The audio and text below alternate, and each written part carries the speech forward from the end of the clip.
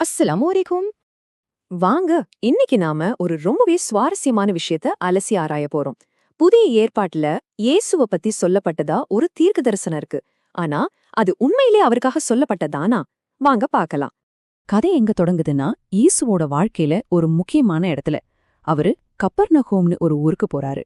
இத பார்த்துட்டு மத்தியு என்ன சொல்றாருன்னா, இது ஏதோ சும்மா நடந்த விஷயம் இல்ல, பல நூறு வருஷத்துக்கு முன்னாடியே ஏசாயா தீர்க்கதரிசி சொன்னது இப்போ நடந்திருக்கு அப்படின்னு சொல்றாரு. அதாவது மத்தேயு நூலை எழுதினவரு இயேசு செஞ்ச ஒரு சாதாரண விஷயத்தை எடுத்து அதை ஏசாயாவோட தீர்க்க தரிசனத்தோட முடிச்சு போட்டு, பாத்தீங்களா இது கடவுளோட திட்டம்னு சொல்லி ஒரு பெரிய பிம்பத்தை உருவாக்க பாக்குறாரு. சரி, அப்போ மத்தேயு சொல்றாரே, அந்த ஏசாயா தீர்க்கதரிசனம் நிஜத்துல என்னதான் சொல்லுது? வாங்க, ரெண்டையும் ஒன்னாவே வச்சு பாத்திரலாம். அப்பதான் உண்மை என்னன்னு தெரியும். இங்கதான் விஷயமே இருக்கு. நீங்களே பாருங்க, மத்தியு காட்டுற மேற்கோளுக்கும் ஏசாயாவோட ஒரிஜினல் புத்தகத்துல இருக்கிறதுக்கும் நடுவுல ஒரு பெரிய வித்தியாசம் இருக்கு. ஒரு முக்கியமான வரியையே காணோம். ஆமா, நீங்க பாக்குறது சரிதான். மத்தேயோட எழுத்துல மூல நூல்ல இருந்த ஒரு முக்கியமான வரி வேணும்னே நீக்கப்பட்டிருக்கு. சும்மா ஏதோ ஒரு வரி இல்ல, அந்த தீர்க்க தரிசனத்தோட மொத்த அர்த்தத்தையுமே தலைகீழா மாத்தக்கூடிய ஒரு வரி அது. இந்த வரியை ஏன் தூக்குனாங்க? இதுதான் இங்கே நம்ம கேட்க வேண்டிய முக்கியமான கேள்வி. இதுக்கு பதில் தெரியணும்னா நம்ம கொஞ்சம் பின்னோக்கி போய் ஏசாயா எழுதின அந்த ஒரிஜினல் கதை என்னன்னு பார்க்கணும். அந்த நீக்கப்பட்ட வரியில இலேசான துன்பம், கடுமையான துன்பம்னு ரெண்டு விஷயங்கள பத்தி பேசப்பட்டிருக்கு. இது என்னன்னா, அந்த காலத்துல அசீரிய மன்னர்கள் இஸ்ரவேல் மேல செஞ்ச வரலாற்று தாக்குதல்கள், நிஜமாவே நடந்த சம்பவங்கள். அப்போ இதுல இருந்து என்ன தெரியுது? ஏசாயா எதிர்காலத்துல வரப்போற ஒரு மெசியாவை பத்திலாம் பேசல. அவரு தன்னோட காலத்துல நடந்துகிட்டு இருந்த அரசியல், போர் இத பத்தி தான் பேசிட்டு இருந்தாரு. இது ஒரு வரலாற்று பதிவு, தீர்க்க தரிசனம் இல்ல. சரி, அந்த துன்பங்கள் அவரோட காலத்துல நடந்த வரலாற்று நிகழ்வுகள்னு இப்ப நமக்கு தெரியும். அதுக்கும் இயேசுவோட காலத்துக்கும் எந்த சம்பந்தமும் இல்ல. அப்போ அந்த இருள், ஒளி இதெல்லாம் என்ன? அப்போ அந்த வசனத்துல இருளில் நடந்த ஜனங்கள்னு வருதே, அது யாரு? அந்த இருள்ங்கிறது வேற ஒன்னும் இல்ல. அசீரிய மன்னன் சனகேரிப் எருசலேம் நகரத்தையே முற்றுகையிட்டு அங்கிருந்த மக்கள் மரண பயத்துல வாழ்ந்தாங்களே, அந்த நிலையதான் இருள்னு ஏசாயா சொல்றாரு. அப்படியா? அப்போ அவங்க பார்த்த பெரிய ஒளி என்னவா இருக்கும்? ரொம்ப சிம்பிள். அந்த சனகரிப்போட படை திடீர்னு தோத்து போச்சு. எருசலேம் ஒரு அற்புதமா காப்பாத்தப்பட்டுச்சு. அந்த வெற்றியும் விடுதலையும் தான் பெரிய ஒளி. அப்போ மொத்தத்துல பார்த்தா ஏசாயாவோட அந்த வசனம் அசீரிய படைகள்கிட்ட இருந்து எருசலேம் மக்கள் தப்பிச்ச ஒரு வரலாற்று சம்பவத்தை பத்தி தான் பேசுதே தவிர வருங்காலத்துல இயேசு வரப்போறத பத்தி ஒரு வார்த்தை கூட இல்ல. சரி, இப்போ இந்த ஆய்வு முன்வலிக்கிற முழுமையான முடிவை பாப்போம். அப்போ இந்த ஆய்வு என்ன முடிவுக்கு வருதுன்னா, இது ஒரு அப்பட்டமான திருத்தல் வேலை. அதாவது, இல்லாத ஒரு தீர்க்க தரிசனத்தை உருவாக்குறதுக்காக பழைய ஏற்பாட்டுல இருந்த ஒரு வசனத்தை எடுத்து அதோட உண்மையான அர்த்தத்தையே மாத்திட்டாங்க. எப்படி? அந்த வசனத்தோட வரலாற்று சூழலை விளக்குற முக்கியமான வரிய வேணும்னே நீக்கிட்டு அது இயேசுவோட சம்பந்தப்படுத்தி ஒரு புது கதையை உருவாக்கியிருக்காங்க. இது ரொம்ப வலுவான ஒரு முடிவு. மூலநூல் பத்தி அதிகம் தெரியாத மக்களை ஏமாத்துறதுக்காக ஒரு தீர்க்க தரிசனம் போலியாக திட்டமிட்டு உருவாக்கப்பட்டிருக்குங்கிறத இந்த ஆய்வு அம்பலப்படுத்துது. அப்போ கடைசியா இது நம்மகிட்ட ஒரு கேள்வியை விட்டுட்டு போகுது. நாம பழங்கால நூல்களை படிக்கும்போது அந்த வரிகளை மட்டும் படிச்சா போதுமா? இல்ல அது எந்த சூழல்ல யாருக்காக எழுதப்பட்டுச்சுன்னு தெரிஞ்சுக்கிறது எவ்ளோ முக்கியம்? இத பத்தி நீங்க யோசிச்சு பாருங்க. அஸ்ஸலாமு அலைக்கும். அஸ்ஸலாமு அலைக்கும். இன்னைக்கு நாம ஒரு ஆழமான ரொம்பவே சுவாரஸ்யமான ஒரு விஷயத்தை பத்தி அலச போறோம். பைபிள்ல, குறிப்பா புதிய ஏற்பாட்டுல இருக்கிற எழுத்தாளர்கள் பழைய ஏற்பாட்டு தீர்க்க தரிசனங்களை எப்படி இயேசுவோட வாழ்க்கையோட பொருத்தி பார்க்கறாங்கங்கிறது தான் நம்மளோட தலைப்பு. ஆமா, அதுலயும் குறிப்பா மத்தேயு எழுதின சுவிசேஷத்துல இருந்து ஒரு முக்கியமான உதாரணத்தை எடுத்து பார்க்க போறோம். கரெக்ட். அதாவது ஏசாயா தீர்க்கதரிசி பல 100 வருஷத்துக்கு முன்னாடி சொன்ன ஒரு விஷயம் இயேசு செஞ்ச ஒரு சின்ன காரியத்தால நிறைவேறிடுச்சுன்னு மத்தேயு சொல்றாரு. சரி, நம்ம நோக்கம் என்னன்னா, இந்த கூற்று உண்மையிலே ஒரு தீர்க்க தரிசனம் தானா, இல்ல அந்த வசனத்தோட உண்மையான அர்த்தம் வேறையான ஆராயிறது தான். வாங்க இதுக்குள்ள கொஞ்சம் ஆழமா போலாம். நிச்சயமா. முதல்ல மத்தேயு என்ன சொல்றாருன்னு பாப்போம். மத்தேயு சுவிசேஷம் அதிகாரம் 4. அங்க செபுலோன், நப்தலி பகுதிகள்ல இருக்கிற கப்பர்நக்கும்ங்கிற ஊர்ல குடியேறாரு. இது ஒரு சாதாரண இடமாற்றம் மாதிரி தான் தெரியுது. ஆனா மத்தேயு என்ன சொல்றாருன்னா, இது ஏசாயா தீர்க்கதரிசியோட வார்த்தைகளை நிறைவேற்றுச்சுன்னு சொல்றாரு. ஓகே, அவர் என்ன வசனத்தை மேற்கோள் காட்டுறாரு? அவர் சொல்றது இதுதான். செபுலோன் நாடும் நப்தலி நாடும் கடலோர பாதையில் யோர்தானுக்கு அப்பால் புறஜாதியார் வாழும் கலிலேயா. இருளில் இருந்த மக்கள் ஒரு பெரிய ஒளியைக் கண்டனர். மரணத்தின் நிழல் படிந்திருந்த பகுதியில் வாழ்ந்தவர்களுக்கு ஒளி உதித்தது. கேக்கும்போது ரொம்ப நேரடியா தெளிவா இருக்கிற மாதிரி தான் இருக்கு. இயேசு கலிலேயாவுக்கு போறாரு, மக்களுக்கு அவர் ஒரு ஒளியா இருக்கிறாரு. இதனை ஏசாயா முன்னாடியே சொல்லிட்டாரு. இதுல என்ன சிக்கல்? சிக்கல் அங்கதான் ஆரம்பிக்குது. ஏசாயா புத்தகத்துல இருக்கிற அசல் வசனத்தை படிக்கும்போதுதான் இந்த விஷயத்தோட முழு பரிமாணமும் நமக்கு புரியும். சரி, ஏசாயா 9 வசனம் 1 மற்றும் 2ல உண்மையில என்னதான் சொல்லப்பட்டிருக்கு? இங்கதான் ஒரு பெரிய தீர்ப்புமே இருக்கு. மத்தேயு மேற்கோள் காட்டும்போது அந்த வசனத்தோட அர்த்தத்தையே தலைகீழா மாத்தக்கூடிய ஒரு முக்கியமான பகுதிய அப்படியே விட்டுட்டாரு. விட்டுட்டாரா? என்ன பகுதி அது?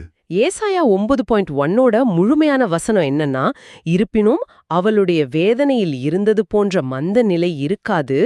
ஆரம்பத்தில் அவர் செபிலோன் மற்றும் நப்தலி நிலத்தை லேசாக துன்புறுத்தினார்.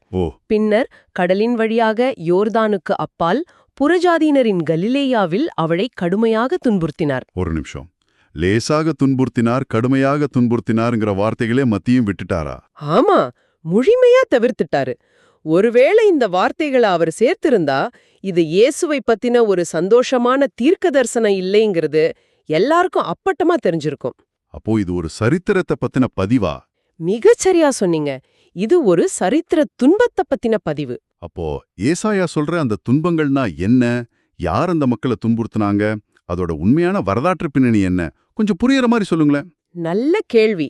அந்த சூழலை புரிஞ்சுக்கிட்டாதான் இந்த வசனம் எவ்வளவு நேரடியானதுன்னு தெரியும். ஏசாயா வாழ்ந்த காலத்துல அசீரியான் ஒரு பெரிய சாம்ராஜ்யம், ஒரு சூப்பர் பவர் மாதிரி உருவாகிட்டு இருந்துச்சு. சரி. அவங்க இஸ்ரேல் தேசத்தை கொஞ்சம் கொஞ்சமா ஆக்கிரமிச்சிட்டு இருந்தாங்க.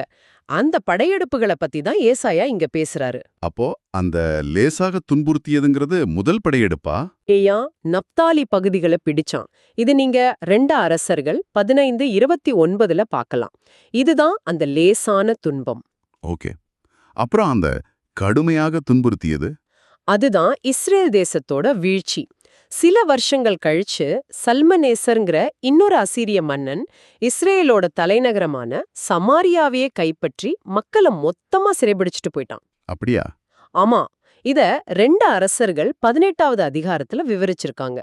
சோ ஏசாயா 9.1ங்கிறது இயேசு வர்றதுக்கு பல 100 வருஷத்துக்கு முன்னாடி நடந்து முடிஞ்ச ஒரு தேசிய துயரத்தோட பதிவு. ரொம்ப தெளிவா இருக்கு. ஏசாயா இஸ்ரேல் மக்களோட ஒரு வேதனையான சரித்திரத்தை நினைவுபடுத்துறாரு. ஆனா மத்தேயு அதுல இருக்கிற துன்பம் அப்படிங்கிற வார்த்தைகள் எல்லாம் நீக்கிட்டு இயேசு ஒரு ஊர்ல இருந்து இன்னொரு ஊருக்கு போனதோட இதை இணைக்கிறாரு. ஆமா. சரி, முதல் வசனத்தோட மர்மம் இப்போ ஓரளவுக்கு விளங்குது. ஆனா அந்த 2வது வசனம் இருளில் இருந்த மக்கள் ஒரு பெரிய ஒளியை கண்டனன்னு வருது. அது ஒரு நம்பிக்கையான வரிதானே? ஒருவேளை அந்த பெரிய ஒளி இயேசுவை குறிக்கிறதா இருக்குமோ? இல்ல, அந்த வசனத்தையும் நாம் அதோட சூழல்ல இருந்து பிரிக்க முடியாது. முதல் வசனம் எப்படி ஒரு குறிப்பிட்ட வரலாற்று நிகழ்வோட சம்பந்தப்பட்டிருக்கோ அதே மாதிரி தான் 2வது வசனமும். அதோட சூழல் என்ன? இருளில் நடந்த மக்கள்னு ஏசாயா சொல்றது இப்போ யூதா தேசத்தோட தலைநகரமான எருசலேம் மக்களை. வடக்கு இஸ்ரேல் ஏற்கனவே அழிஞ்சிடுச்சு. இப்போ அசீரிய படைகள் சனகரிப்ங்கிற மன்னன் தலைமையில எருசலேம முற்றுகையிருக்கு. ஓஹோ. எப்போ வேணும்னாலும் நகரம் வீழ்ச்சி அடையலாம், எல்லாரும் கொல்லப்படலாங்கிற மரண பயத்துல மக்கள் உறைஞ்சு போயிருக்காங்க. அந்த பயங்கரமான சூழலைத்தான் ஏசாயா இருள் மற்றும் மரணத்தின் நிழல்னு சொல்றாரு. அப்போ அந்த மக்கள் பார்த்த பெரிய ஒளிங்கிறது என்ன? இயேசு இல்லையா? இல்ல, அந்த பெரிய ஒளிங்குழுது அந்த முற்றுகையிலிருந்து அவங்களுக்கு கிடைச்ச ஒரு திடீர் ராணுவ வெற்றி. ராணுவ வெற்றியா? ஆமா, 2 அரசர்கள் 19வது அதிகாரத்துல இத பத்தி சொல்லியிருக்கு. ஒரே ராத்திரியில கர்த்தருடைய தூதன் அசீரிய படையில 1,85,000 வீரர்களை கொன்னு குவிக்கிறாரு. என்னது, ஒரே ராத்திரியிலையா? ஆமா, இத பார்த்து அதிர்ச்சியான சனகரிப் மன்னன் அவமானத்தோட தன்னோட நாட்டுக்கு திரும்பி போறான். அங்க அவனோட சொந்த மகங்களே அவனை கொன்னுடுறாங்க. அப்போ இந்த திடீர் விடுதலை தான் அந்த பெரிய ஒளி. சரியா சொன்னீங்க.